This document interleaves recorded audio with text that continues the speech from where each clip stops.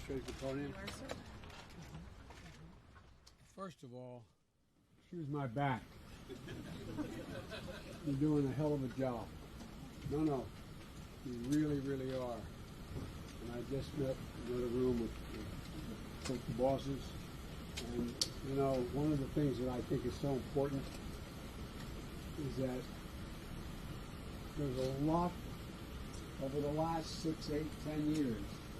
There's been a loss of faith in government along the way. It just keeps eroding because they wonder whether or not the institutions work. When you're coordinating all these institutions, people understand exactly what's going on. They look on the television or they're in the middle of the eye of the storm and they wonder, can we make it work? Can we coordinate it? And you all are doing it. You are reinforcing people's faith in the institutions, that everything, that's not how I think about it, institutions, but in can it work? Government's here to serve me, is it working? And you're busting your neck. And a lot of people out there on the line are risking their lives. Thank you, thank you, thank you. Okay, now I'm supposed to speak.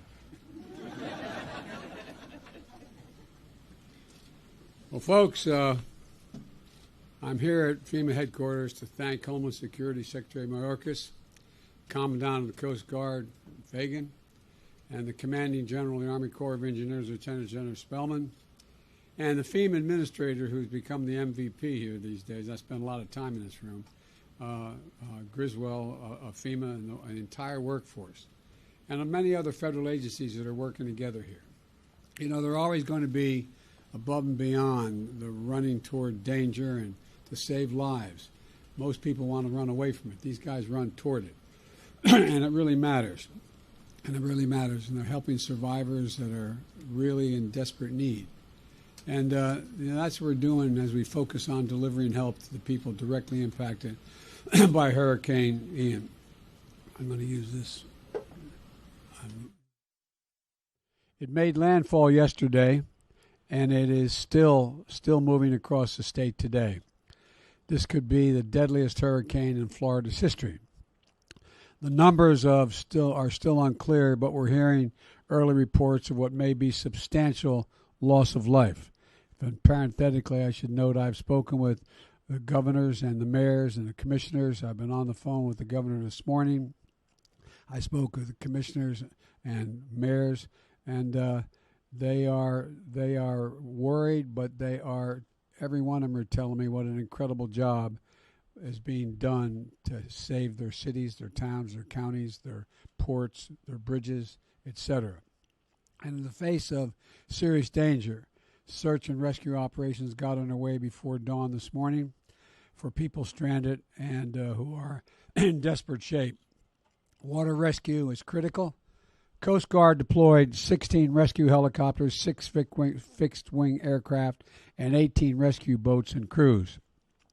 That's just one element of the many federal search and rescue teams that the pre-staged in Florida. And the governor talked about how impressed he was with what the Coast Guard is doing this morning. These are dangerous missions, and I'm grateful for the brave women and men in federal, state, and local governments working as one team, risking their lives to save others. And we're going to learn a lot more in the coming hours. But we know many families are hurting. Many are hurting today. And our entire country hurts with them because it's been all over the country. We've seen so many crises. But in Florida today is the epicenter. We're continuing to see deadly rainfall, catastrophic storm surges, roads and homes flooded. We're seeing millions of people without power and thousands hunkered down in schools and community centers. They're wondering what's going to be left. What's going to be left when they get to go home, quote unquote home, or even if they have a home to go to. Some of the folks have been through this before, but that doesn't make it any easier. Actually makes the anxiety even higher in my view. My message to the people of Florida and to the country is at times like this, America comes together. We're going to pull together as one team, as one America. First thing this morning is when I talked to Governor DeSantis and again offered the fullest federal support. Earlier this week, I approved his request for the pre-landfall emergency declaration to provide direct federal assistance to the state for emergency protective measures to save lives, including search and rescue and shelter and food. Early this morning, I approved the governor's most recent request for the expedited major disaster declaration. That means the federal government will cover 100% of the cost to clear debris and for all the costs that the state has to engage in and expend to save lives. The federal government will also cover a majority of the cost of rebuilding public buildings like schools and state fire stations. And folks in Florida who have destroyed or damaged homes, you don't have enough insurance. It means the federal government will provide individual assistance of $37,900 for home repairs, another $37,900 for lost property, for everything from the automobile to a lost wedding ring. That's what we mean by lost property. I've also spoken with mayors across the state, both Republican and Democrat, and I've told them the same thing. We are here. Whether you need, and whatever you need, I indicated to call me directly at the White House. They know how to do that. We're going to do everything we can to provide whatever they need. We've dispatched over 1,000 FEMA personnel and prepositioned major federal capacities and capabilities and supplies. That includes millions of liters of water, millions of meals, and hundreds of generators. I deployed dozens of search and rescue teams, along with high water vehicles and rescue helicopters to help get survivors to safety. Thousands of National Guard members have been activated. And in my direction, the Department of Defense is providing surge capacity on multiple fronts in support of FEMA's efforts. I also want to say again to everyone in Ian's path, the danger is real. To state the obvious, please obey all warnings and directions from emergency officials. And while the water is receding, don't go outside unless you absolutely have to. It's risky for you, and it impedes first responders from doing their job. I also want to say again to the oil and gas executives, do not use this storm as an excuse to raise gasoline prices or gouge the American public. The price of oil has dropped in recent weeks. The price of gas should be going down as rapidly. It's not. My experts inform me the production of only about 160,000 barrels a day has been impacted by this storm. That's less than 2% of our country's daily production. Its small and temporary impact on oil production provides no excuse for price increases at the pump, period. If a gas station companies try to use this storm to raise prices, I'm going to ask officials to look into whether or not price gouging is going on.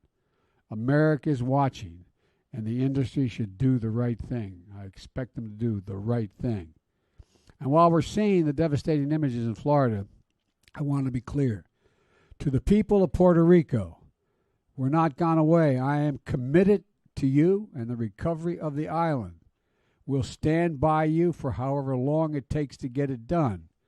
I know the folks here at FEMA and across the federal government are working nonstop around the clock. That's why finally, I want to thank the first responders, the National Guard, the Coast Guard, service members, and the search and rescue personnel who are working to get people to safety and to restore power, water, and phone lines. And I want to thank everyone here at FEMA and other federal personnel. I've seen you in action all across the country, from the West Coast to the Northwest to the Northeast to down in Louisiana, all across this country. And just in the last 2 weeks, you've been working 24/7. No matter what and when emergencies happen, FEMA is always there. You deserve the nation's gratitude and full support. And right now, if you're in the National Guard and you get called up, you can still keep your job. But if you're in a FEMA reserve, that's not the case. That's why early this morning, I signed into law the Bipartisan Crew Act, championed in the Senate by Gary Peters and Rob Portman, in the House by Dina Titus and John Katko. And we signed it. That law will ensure that FEMA reservists have job protection just like military reservists. So when you're called up To help with the disaster, you can now focus on that mission without worrying you might lose your job, your day job, or receive some other penalty at work because of this national service. That's what the CREW Act guarantees. And it's going to help people become more civilian, gain more civilian reservists out there. And it's going to make FEMA stronger. It's going to make America stronger. That's who we are. Every time disaster strikes, emergency crews from all over the country, from across the federal government show up to help like they're doing right now in Florida. That's America, a country of women and men willing to serve, willing to leave their own families to help a stranger's family. Everyone hard at work in Florida right now deserves our thanks. And when the conditions allow it, I'm going to be going to Florida to thank them personally so we don't get in the way. I'll do our best. We're going to do our best to build Florida back as quickly as possible, but we're not going to be leaving. We're going to build it back with the state and local government. However long it takes, we're going to be there. That's my commitment to you. I want to now turn it over to Secretary Mayorkas. Sure. Mr. President, do you plan to meet with Governor DeSantis when you're down there? I'll meet with everybody who's around.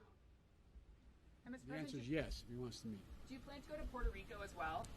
That's my intention. Thank you very much, Mr. President. Our hearts go out to the people in the affected areas. At DHS, our highest priority is the preservation of life and safety. DHS is working with our federal, state, local, and non-governmental partners to support the needs of the areas that are and may be impacted by Hurricane Ian. I want to thank the President for his leadership in signing the major disaster declaration that unlocks critical assistance to help jumpstart impacted Floridians' road to recovery. FEMA and the United States Coast Guard are focused on life-saving and life-sustaining response operations, and we are launching the recovery mission. The Coast Guard has completed extensive preparations in advance of Hurricane Ian to minimize impacts to maritime commerce, ensure public safety, and position ourselves for a rapid response. Currently, the Coast Guard has aircraft, cutters, flood response assets, and response personnel staged throughout Florida ready for immediate deployment. FEMA has teams in place who are ready to help those who need it most. We have thousands of our personnel deployed throughout the Department of Homeland Security, not only from FEMA and the United States Coast Guard, but also from our Cybersecurity and Infrastructure Security Agency and from TSA. Today, I will be activating the DHS Surge Capacity Force so that we can bring to bear additional personnel from across the department to support disaster survivors in Florida. When a catastrophic event hits, DHS approaches response and recovery work with a full expanse of our resources and our capabilities. Our work in support of those affected by Ian will continue in the days, weeks, and months to come. This is not just a here today and gone tomorrow. We are here, as the President has articulated, throughout the need for full recovery. In that regard, with respect to Puerto Rico, as the President mentioned yesterday, I approved a temporary and targeted Jones Act waiver to ensure that the people of Puerto Rico have sufficient diesel to run generators needed for electricity and the functioning of critical facilities as they recover from Hurricane Fiona. We are in it for the long haul. Now, it's my pleasure to turn it over to Administrator Deanne Criswell of FEMA. Thank you, Mr. Secretary. I would first like to, again, begin by thanking the President for being here in FEMA's National Response Coordination Center. This is the heartbeat of what we do right here. This is where we bring the federal family together. These are some amazing public servants. I'd also like to thank the President for signing the CREW Act earlier this morning. Mr. President, behind us here are dedicated public servants from across the federal family. Behind us are the dedicated public servants who have been working tirelessly, day in and day out, to get help to those who need us most. These are the dedicated public servants who have put the needs of others before their own. And these are the public servants that we count on to respond to America's worst day. This is what the full force of the federal family looks like right here behind me. I'd like to recognize every single person here, as well as those on the ground in Florida and those supporting from our Region 4 office in Atlanta, for the extraordinary efforts that they have put forth during this historic emergency response. So we have been brought together here in a moment when millions of Floridians are navigating the aftermath of what is going to be one of the most catastrophic events they've experienced. My heart aches for those people who have been in the path of Hurricane Ian, for the lives that have been forever changed by this storm, and for the communities that will simply never be the same. America woke up this morning to images like Naples, Punta Gorda, and Cape Coral submerged underwater, homes across Fort Myers that have been torn from their foundations, and boats that have been found blocks away from where they were moored. But Hurricane Ian is still a very life-threatening storm. We are expecting the storm to continue making its way to Georgia, South Carolina, and into North Carolina, maintaining tropical storm force winds, deadly storm surge, and rainfall of up to 12 inches. As many have said, Hurricane Ian is going to be a storm that we talk about for decades. But from the moment Hurricane Ian became a threat, we already had the right teams in place who were ready to answer the call of those that need us most. To the heroic first responders and search and rescue teams that have been running towards danger to save lives, to the brave medical teams providing compassionate and life-saving care, to the local, state, and federal emergency managers working side by side to tackle challenge after challenge, to our meteorological partners who have been providing us with critical weather data hour after hour, and to the voluntary partners providing food and shelter to those who have just lost everything. I thank you, all of you. We thank you, and our nation thanks you. Now, we know that the next few days are going to be difficult. We have some very complex problems that we are going to have to solve. But like I said, we have the right teams in place who are ready to help those who need us most. And as I shared with the President just moments ago, search and rescue missions are already taking place across the impacted areas by land, air, and sea. We have teams ensuring critical health facilities like hospitals and adult care facilities have the support they need to care for their patients or evacuate them if still needed. We have power restoration teams making their way into devastated communities that help bring communities back online. And while we are focused on life-saving and life-sustaining response operations, we are already launching our recovery mission.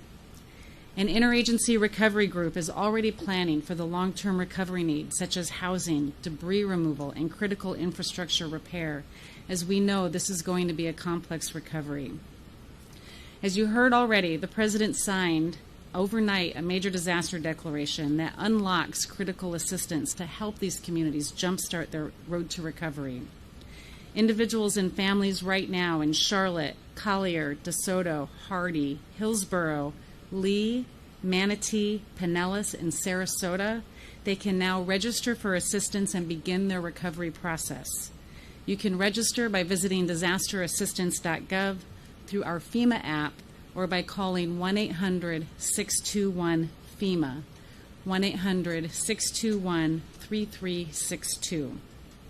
And now that the sun is up and we are continuing to do our assessments, we will add more counties for individual assistance. The next few days, they're going to be difficult. We have some very complex problems to solve. But like I said, we have the right teams in place who are ready to help those who need us most.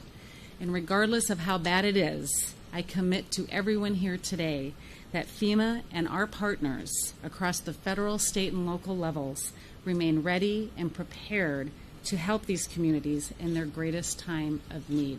Thank you. Let me add one more thing. We didn't mention the Red Cross. The Red Cross is there. They're always there. They stepped up, and they continue to step up. So I want to thank them as well. Thank you. President, how would you describe your relationship and your conversation with Governor DeSantis? It's totally irrelevant, but I'll answer it, okay? In fact, very fine. He complimented me. He thanked me for the immediate response we had. He told me how much he appreciated it, said he was extremely happy with what was going on. This is not about whether anything having to do with our disagreements politically. This is about saving people's lives, homes, and businesses. That's what this is about. And so I've talked to him 4 or 5 times already. And it's not a matter of my disagreements with him on other items. Do you hold Russia responsible for the rupture of the Nord Stream pipeline? Let's stick with this, okay? This is an important international issue. There's a lot of important international issues, but we're here to talk about America. Okay, thank you. Thank you. Mr. President.